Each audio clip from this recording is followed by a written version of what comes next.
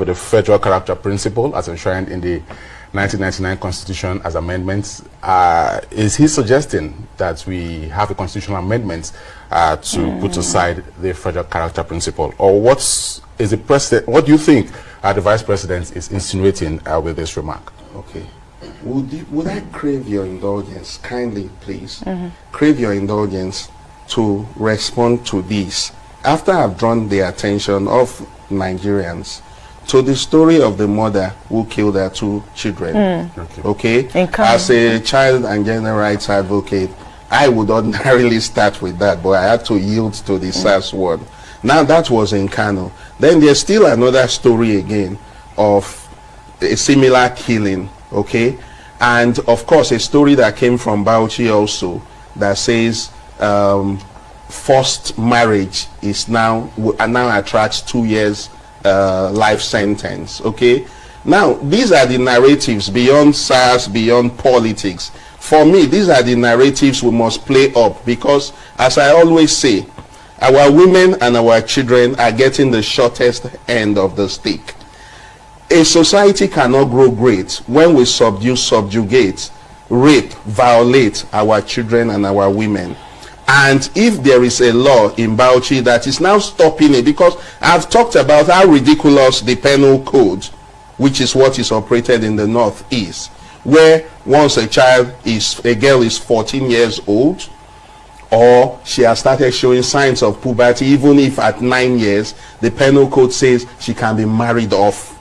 Okay? Whereas our constitution, the grand norm that every other law should be subordinate to, says that if you are 17 years, 11 months, and 29 days, you cannot decide who becomes your local government chairman or councillor. Now that paradox or contradiction, why we will continue to operate a penal code that is actually supposed to be subject to what the Constitution says, and put our children, especially our girl child, in trouble by forcing them into marriage. It worries me, and I'm surprised that people have continued to allow that operate. However, Bauchi is making efforts now, and I think that this is the kind of story that newspapers should actually play up in order to sound some note of warning to those who are, giving to pedophilia at whatever level in the guise of marriage. We must play such stories up.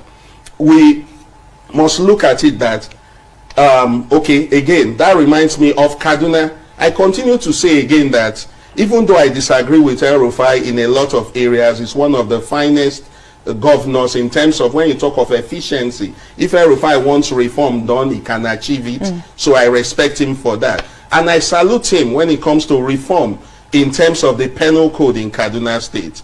Based on an ingenious strategy, El-Rufai and the Kaduna State House of Assembly were able to tinker with the penal code in Kaduna to the point that now, if the child is not done with secondary school, you cannot marry her. That is the law in Kaduna now. That means on the average, perhaps 17, 18 years before you begin to talk about the child getting married, because the child must be done with school. These are the narratives I challenge the media to rise to it and begin to put it as in the top burner of the media of reporting, so that people are conscious, so that other states too can emulate what Kaduna has done in that regard. Bauchi is trying, we must commend them. But in the north, you talk about Kaduna, then you talk about Bauchi picking up the gauntlet to end such misconduct. But we still have, a number of enabling laws, to check, this issue. But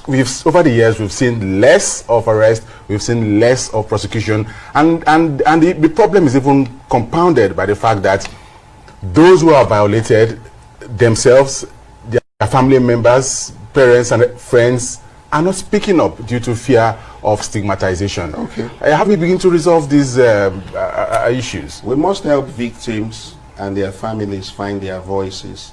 The essence of that was why VAP, the Violence Against People's Prohibition Act, was passed. That's why the Child Rights Act also was passed. The Child Rights Act, but remember, those are federal legislations. It must go through the state houses of assembly to be domesticated. They haven't domesticated. Kaduna has done a great job in that regard. Even Bauchi has passed, I think, the Child Rights Act, which says that you are a child until you are above 18. Once you are under 18, you are a child. And Kaduna has passed it, Bauchi has passed it. So why would the other states, especially in the north, because most of the southern states have passed it, why would the north continue to be slow on reforms that help protect the women and protect the children? And in turn advances the nation, as well. Let's go back to the question, because I love the fact that you came back to remind us about this very critical issue on gender-based violence and child rights violation.